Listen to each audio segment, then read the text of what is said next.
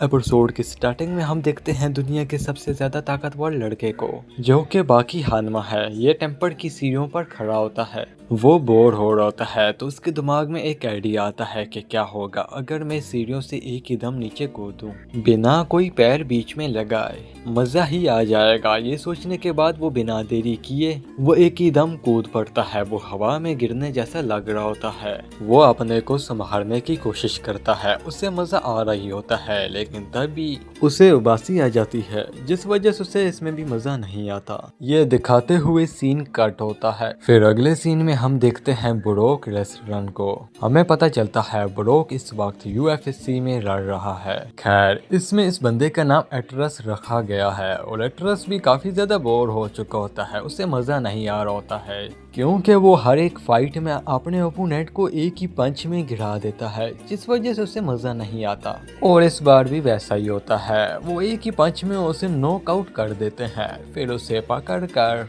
घुमा कर फेंकते हैं, जिससे उस ओपोनेंट की हालत काफी ज्यादा खराब हो जाती है। वो हार जाता है, लेकिन यहाँ पर ब्रोक उसे और मारने की कोशिश कर रही होते हैं, लेकिन रेफरी बीच में आकर उसे रोक लेते हैं। और इसके बाद फिर वो और ज्यादा बोर हो जाता है।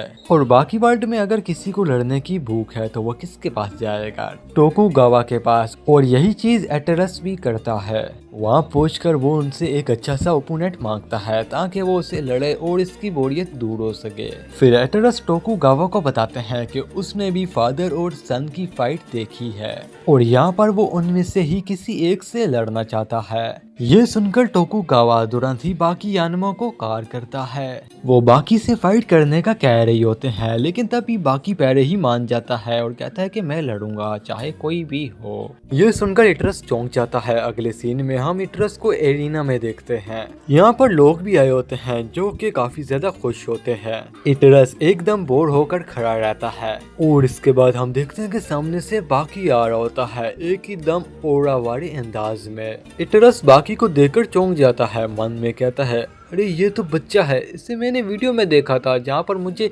ये बड़ा लग रहा था। अरे ये तो मुझसे 3 गुना छोटा है। इसके मसल्स इसके ऐसे लग रहे हैं जैसे कार्स किए गए हो। और इतने में ही ओरा चेंज हो जाता है। इटरस देखता है कि बाकी आनमा किसी बीस्ट की तरह लग रहा होता है और ये सब फील करने के बाद इटरस को थोड़ा सा अच्छा लग रहा होता है। और इसके बाद फिर वो लोग अपनी अपनी पोजीशन लेते हैं, लेकिन जो लोग होते हैं वो इटरस कर चिल्लाने लगते हैं। ये सुनकर इटरस काफी ज्यादा खुश होने लगता है। वो अपने मन में सोचते हैं कि लोग जानते हैं कि ये फाइट मैं जीतूंगा, इसलिए ये लोग मुझे चेयर कर रहे हैं। लेकिन यहाँ मामला उल्टा है, क्योंकि उन्हें अच्छे से पता है कि यहाँ बाकी ही जीतने वाला है। पर क्योंकि इटरस यहाँ पर अच्छे से फाइट करे, इसलिए वो लोग उसे चेयर अप कर रहे होते हैं और सबको मालूम है कि बाकी ही यहाँ जीतेगा।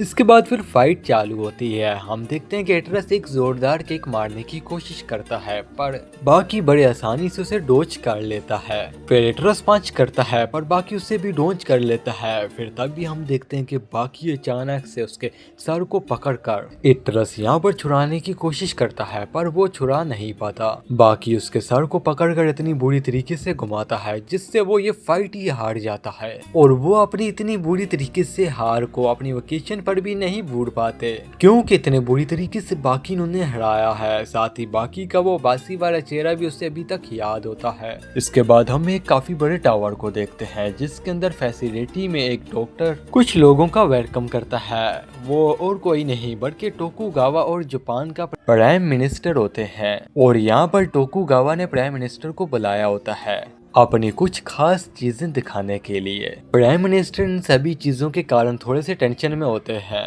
और इसके बाद फिर वो जैसे ही नीचे पहुंचते हैं तो यहाँ पर उनका वेलकम करते हैं डॉक्टर होनर। लेकिन प्राइम मिनिस्टर इस अंडरग्राउंड फैसिलिटी को देखकर काफी ज्यादा चौंक जाते हैं, क्योंकि उन्हें पता नहीं होता कि उनके देश में ये सब कुछ हो रहा है। प्राइम मिनिस्टर को चौंका हुआ देखकर टोकुगावा कहते हैं, ओ प्राइम मिनिस्टर, आप तो इतने में ही चौंक गए, अभी तो आपको बहुत कुछ दिखाना है। मेरे साथ आइए। तभी हम एक काफी बड़ी मम्मी को देखते हैं जो कि एक सामुराई आर्मर में होता है, और इसे देखकर साथ ही इसके साइज को देखकर प्राइम मिनिस्टर काफी ज्यादा चौंक जाते हैं और वो पूछते हैं कि आखिरकार ये कौन है, जिसके जवाब में टोकुगावा कहते हैं कि ये वो है जिसने जापान का नाम पूरी दुनिया में रोशन किया, दा मियामोटो मुसाशी।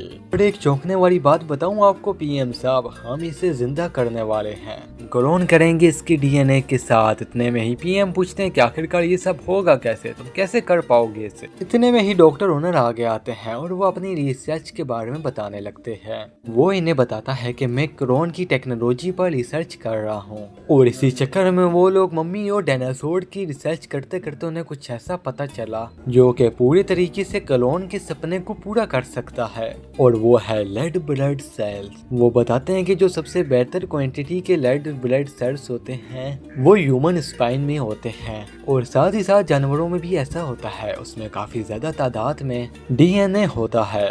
डायनासोर नेचर के द्वारा मम्मीफाइड कर दिए जाते हैं, तो इस चक्कर में उनका डीएनए एक तरीके से सूख जाता है, लेकिन वो डीएनए जिंदा रहता है रेड ब्लड के साथ। और ऐसा ही इंसानों के साथ भी होता है जिन्हें मम्मीफाइड कर दिया जाता है। और यहाँ पर मुझे टोकुगावा ने वो सब कुछ दिया जो कि मुझे एक क्लोन बनाने में काफी ज्यादा हेल्प करेगी, और इसलिए मैंने और टोकुगावा ने मिलकर ये तय किया कि हम मुसाशी को वापस लाएंगे। इस दुनिया के सबसे बेस्ट स्वॉर्डमैन दोबारा से इस दुनिया में जिंदा होंगे, और ये सब कुछ सिर्फ टोकुगावा की फंडिंग के कारण हुआ है। डॉक्टर होनर बाबक होकर ये सब बता रही होते हैं कि तभी यहाँ से सीन चेंज होता है बाकी पर, जो कि नीचे लेटा होता है, लेकिन उससे कुछ फील होता है जैसे कि यहाँ कोई है जो कि काफी ज्यादा ताकतवर है। ध्यान देने लगता है कि आखिरकार ये चीज है क्या, ये ओरा आखिरकार किसका है, मुझे सही से ये नजर नहीं आ रहा। फिर बाकी को यहाँ कुछ फील होता है कि जैसे कुछ होने वाला हो, कोई तो आने वाला है। इसके बाद फिर यहाँ से सीन शिफ्ट होता है। हम देखते हैं मुसाशी के बैक बोन को, और उस बोन का आकार, उसकी चौड़ाई को देखकर ये दोनों ही साइंटिस्ट चौंक गए होते हैं। वो कहते हैं कि ये कोई नॉर्मल ह्यूमन बोन्स है ही नहीं, इसकी चौड़ाई देखो जरा, किस तरह इसने उन चीजों को अपने अंदर रिजर्व कर रखा होगा, उस डीएनए को जो हमें चाहिए। सच में काबिल तारीफ है, आप कितने ग्रेट हैं मुसाशी।